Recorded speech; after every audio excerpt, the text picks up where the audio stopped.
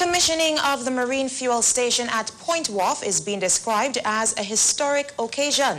Prime Minister Dr. the Honorable Baldwin Spencer commends the various stakeholders for their efforts in establishing the facility after many years of negotiations. Sean Thomas picks up that story.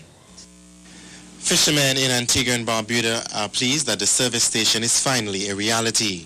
The state-of-the-art project piloted by the Antigua and Barbuda Fishermen Cooperative Society has come to fruition after being in the planning and negotiation stages for in excess of 30 years. The government of Antigua and Barbuda is providing a waiver on fuel. Prime Minister Spencer commends the Fishermen Cooperative Society and the West Indies Oil Company for their efforts as the marine service station will further advance the lucrative sector. This depot here that is being opened, I'm sure will contribute to the continued success of the fishing industry, because what it is seeking to do is to provide a very important commodity for the fisher folk to be able to ply their trade at rates which, under the circumstances, would have to be considered affordable, because the government is contributing in a number of ways, but more particularly in ensuring that the taxes and so on that are associated with the petrol industry and fuel and so on are expunged from the arrangement, so that at least we can provide the commodity to the fisher folk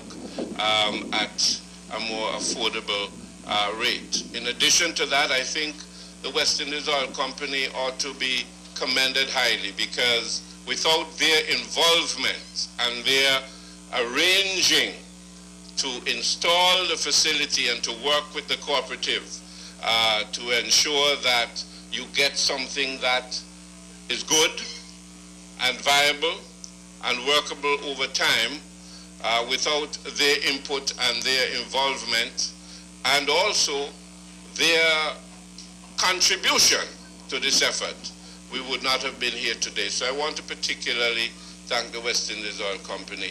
The West Indies Oil Company, WIOC, is one of the key partners in the project. Managing Director of WIOC, Joe Fernandez, says no effort was spared to ensure that the facility was constructed at a high standard. I would like to thank the members of our maintenance staff for doing an excellent job, and also Mr. Keith Phillip, our contractor, who is responsible for all the civil work. Finally, I would like to compliment the government and the Ministry of Finance in particular in helping to make this depot a reality, because without the concession in taxes, this would never have started.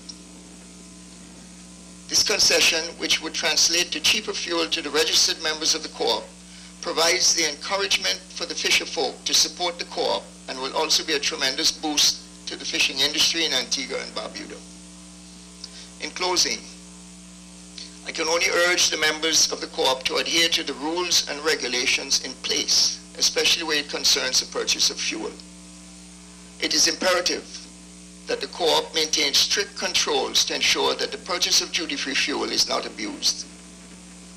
I also encourage the members charged with the responsibility of operating the depot to take care of the equipment provided by WIOC, and to feel free to call on us at any time for advice and assistance in any form or fashion regarding the operation of the facility.